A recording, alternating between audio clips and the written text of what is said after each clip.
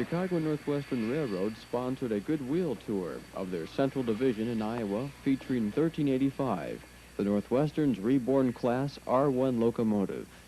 Tour for the 1385 started out in Wisconsin at the museum, and we went through some southern communities in Minnesota down into Albert Lea, and it picked up on my division, which is the Central Division at Albert Lea, and we operated the train from Albert Lea down to Des Moines, operating through Mason City and Hampton. At Hampton we stayed overnight, as we did at Des Moines, where the 1385 was placed on display for the public to view. We also ran the train during the tour up to Fort Dodge, the Eagle Grove area, and its primary function that week was to operate the Centennial trains out in Marathon, Iowa.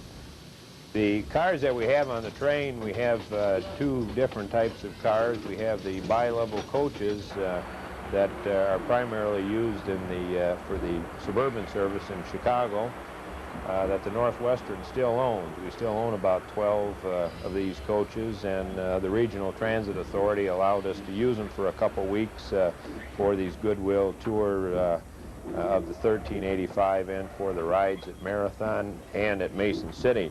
Now, we also have in the train a couple business cars, which the car number 402 is the former president of the Southern Railroad, Bill Moore's car, which is now headquartered at Boone, Iowa, and is used by the Central Division and Iowa Division manager. We also have office car 403, which is the former president of the Great Western Railroad, Ed Reedy's car, which is headquartered up at the Twin Cities, and it's used by the Twin Cities Division manager and also by the Western Division manager. We also have a Pullman car that sleeps about 20 on the train with us that the Midcontinent Railway Museum people use, as well as some of the other officers that are accompanying the train. This was a car that was purchased, I believe, from Amtrak a couple years ago by the Northwestern.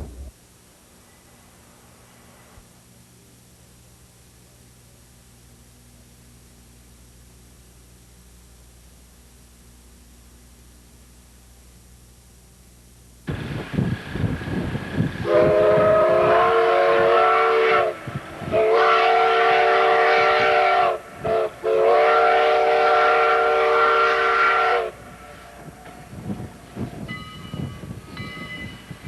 Thank you.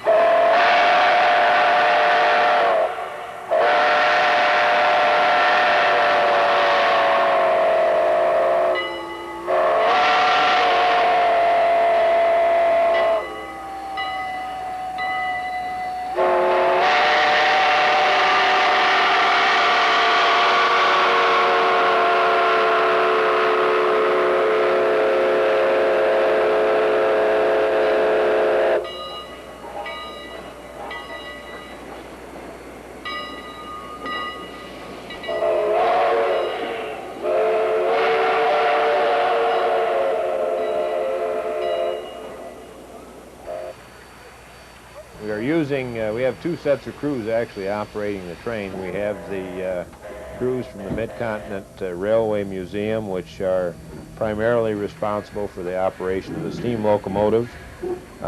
They have two mechanics, an engineer and a fireman. Both the engineer is qualified as a fireman as well. We also have a traveling engineer from the Central Division, Roger Crittenbrink, riding with the engine, and also Gary Selk, a traveling engineer from the Wisconsin Division, riding with the engine to assist in its operation. The work rules require that we have a regular freight train crew also riding with the train, and we also are required to have a fireman because of the steam locomotive operation. So basically we have about 10 people operating this train at one time. Three regular trainmen, an engineer, a fireman, the 4 people from the museum, and also 2 traveling engineers.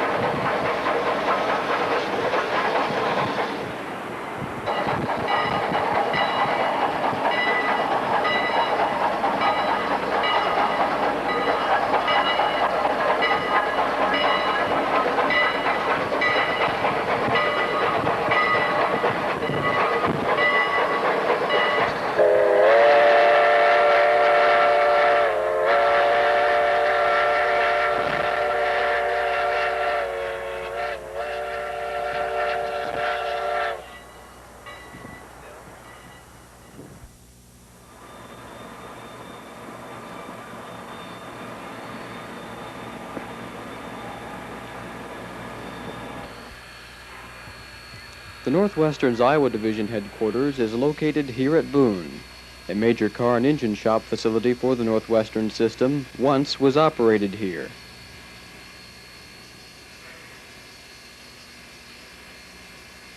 This is a shot of the turntable and the part of the roundhouse that's left from the heydays of the Chicago Northwestern Railroad here in Boone.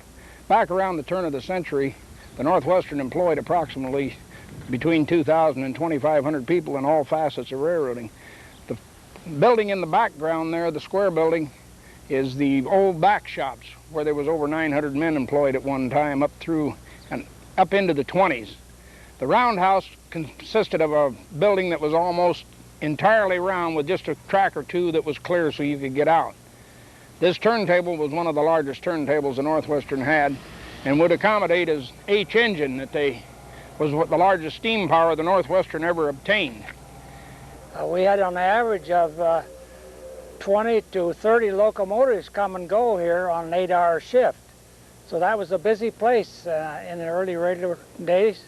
And when we had the steam locomotives, we had men in the roundhouse on all 3 shifts, and we took care of all the wheels and the breaker rigging and all the tenders and the pilots. And then I worked in the car shops where we had to change the wheels out, couplers, and all repairs, all safety appliances on, and repair the brakes. So we had to replace the brakes, and the AB brake valves had to be replaced on a standard basis every 3 years. It's a picture of a Northwestern boxcar. One of the steel-sided one was built in 1956.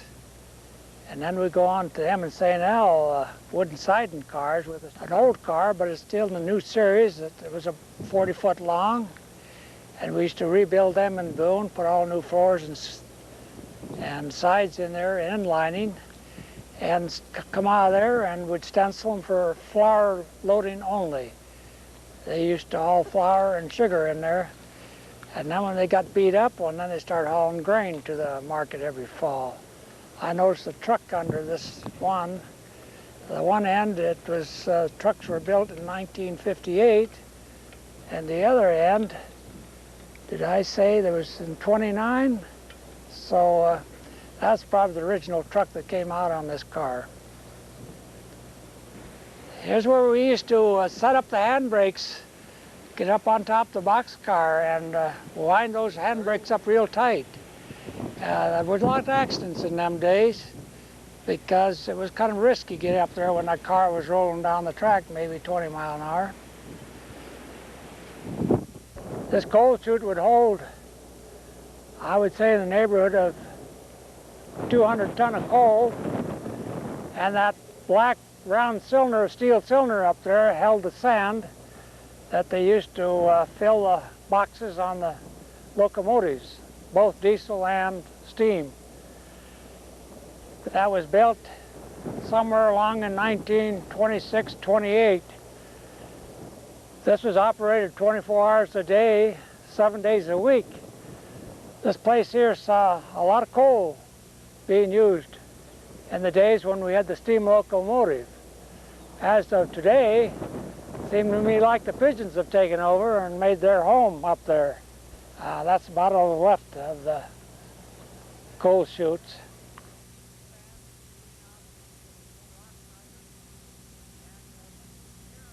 After 1385's train is reassembled, she heads on to Fort Dodge. 4 miles west of Boone, the train crosses the Shelley High Bridge, said to be the longest double-track railroad bridge in the world.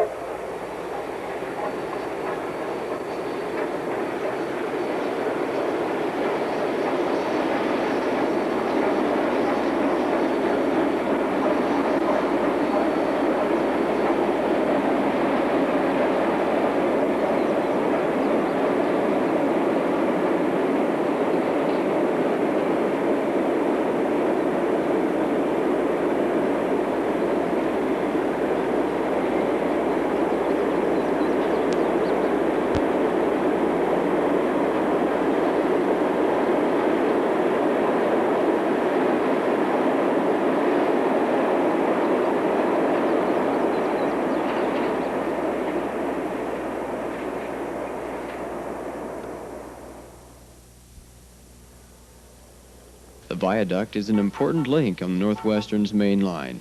It is so vital that it was protected by armed guards during World War II. When the World War II broke out, they sent some 24 National Guard boys into Boone to guard the double-track Kate Shelley High Bridge. And after a few weeks, Uncle Sam was going to pull them out of there, and they told the Northwestern to head to guard the bridge themselves. So they asked me if I would go down there for a while. So I went down there and guarded the bridge 7 days a week for 6 months. Carried a gun, never had any problems, but I had my good dog along, and he was a good watchman.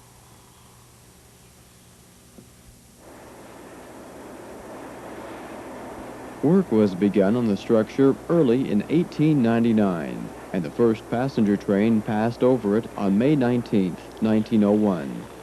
The bridge is 2,685 feet long, 27 feet wide at rail level, and 185 feet high above the river.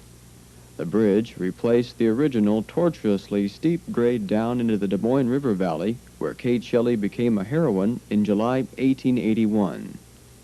During a severe storm, she warned an oncoming passenger train of a washed-out bridge. She is credited with saving many lives that could have been lost in a train wreck.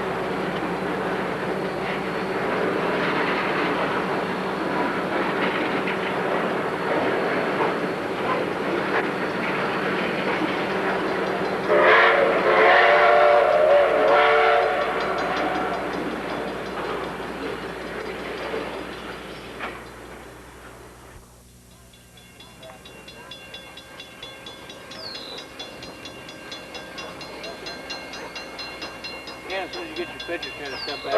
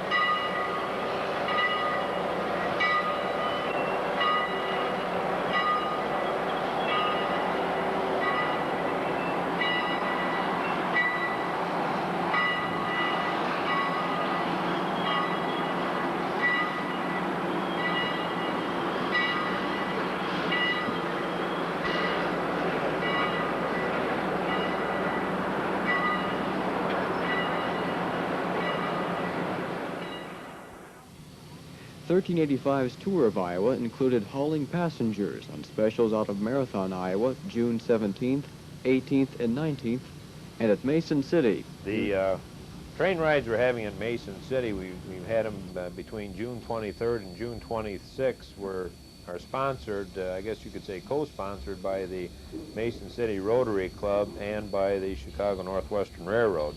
All the tickets were sold out. We started the train operation on Thursday, and by Thursday night, all of the tickets were sold out for Friday, Saturday, and Sunday. So it has been very successful. Everybody in Mason City and all the surrounding communities have certainly enjoyed their ride, and also seeing the 1385. 1385 was completed on March 30th, 1907 as a Class R1 for the Chicago Northwestern Railroad by the Alco Locomotive Works in Schenectady, New York. It weighs approximately 104 tons light and is rated at 1,000 horsepower when operating at a steam pressure of 150 psi. With her 63-inch drivers, she can pull an 11,000-ton train up a 1.5% grade. 1385's tender holds 5,000 gallons of water and 10 tons of coal. An additional 12,500 gallons of water is carried in the auxiliary water car. We have 4 cars of coal that also travel with the train between the communities where we're stopping. We use trucks from the engineering department with buckets to assist in transferring the coal from the gondolas to the tenders. As far as water goes, we've been relying basically on the fire departments at the communities where we've stopped. We've called them ahead of time, asking them for their cooperation, and they've all been very cooperative in providing us the water that we need for the tenders. Yeah, we spend anywhere from 12 to 16, 17 hours a day firing and maintaining the engine. We normally get up about 6 o'clock, and sometimes it's 10, 11 o'clock before we finally get it put to bed at night with all the maintenance required and firing and so forth. It's very warm up here, especially on a hot day like today. It takes a lot out of a person to fire continuously, so there's usually 2 or 3 of us that trade off. It makes it a lot easier. The 1385 is capable of 55 to 60 miles per hour, but with a little age, we all seem to slow down a little bit, and we try not to work it too hard, so we try to run around 30 miles per hour most of the time. We don't want to get going too fast and going over crossings and through town too fast, because the public don't have a very much of a chance to observe the locomotive either operate too fast.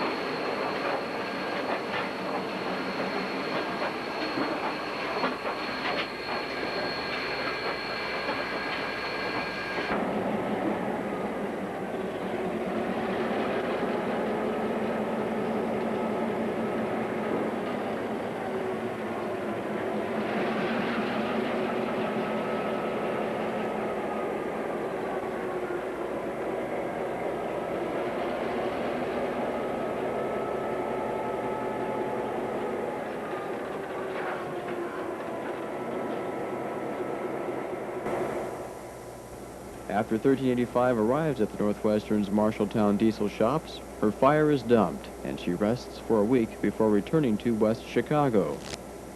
The old Chicago Great Western diesel shops are kept busy with daily maintenance on the Northwestern's modern diesel fleet. All locomotives arriving at Marshalltown are fueled, sanded, and daily inspection is performed on the engines in accordance with federal law. We repair on an average about 6 locomotives per day here. The majority of those being heavy type repairs requiring major engine work on them. 2 F7 diesels, 402 and 403, that accompanied the 1385 on its Iowa tour are 2 of the 10 remaining F7s that the Chicago Northwestern actually owns. The 402 and the 403 are both F7 locomotives built by General Motors in 1949. The locomotives were rebuilt by the C&NW Transportation Company at Oline in 1972 with engine changes and complete rewire packages on them. Cabs are warm in the wintertime. They're a relatively quiet locomotive to drive in and comfortable. You're sitting up high, you have a nice view. There's a lot of people that mourn the passing of the F-unit.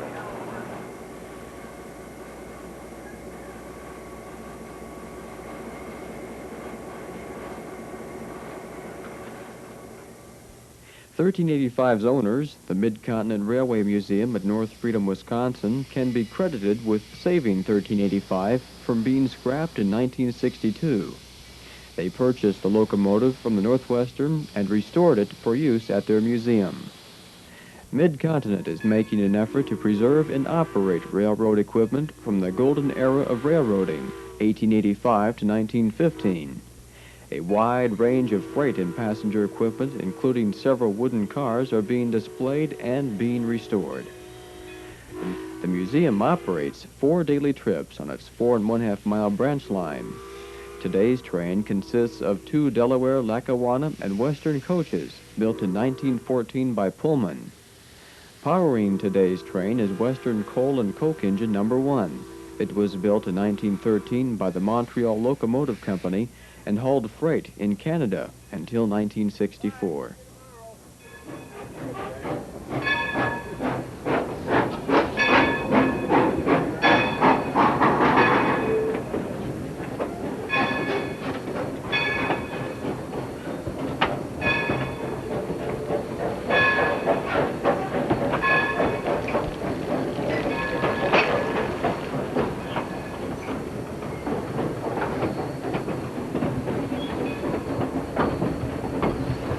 I don't see you. Have a nice day, Roy.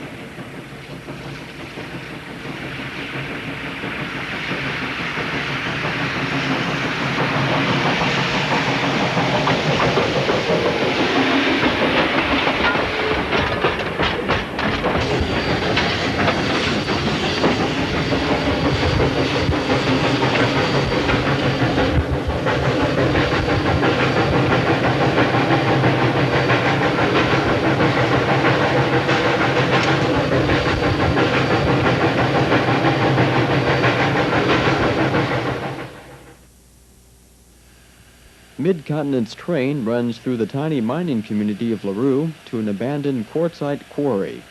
Now the engine is uncoupled and backed around the rear of the train for the return trip.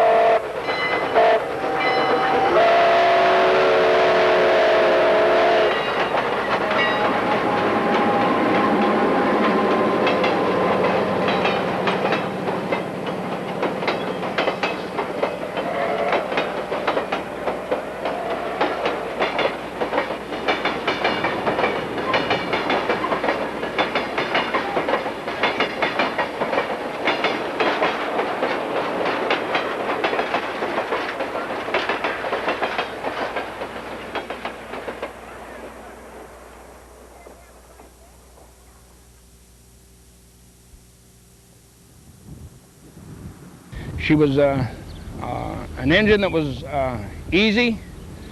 They did good work. They run about 40 mile an hour, was maximum, maybe 60 in spots. The 1385 was a hand-fired engine, as she is now. She'd keep a fireman pretty busy. She burned a lot of coal, depending on your engineer. Your engineer could make or break a fireman very easily with the way he worked an engine. We had an awful lot of good men that run trains on this railroad that were a pleasure to fire for, because they didn't put you down at the rat hole, as we called it, continually. There's been a lot of people, a lot of picture taking, and I would say a lot of friendly people, especially a lot of younger kids that probably have never had the opportunity to see a diesel, or not diesel, but a steam engine such as the 1385, and just about every crossing and every town you would come to, there would be a crowd taking pictures, and just those people that didn't know about a steam engine, just seeing what it looked like and how it sounded and that sort of thing. And the crowds have really been great.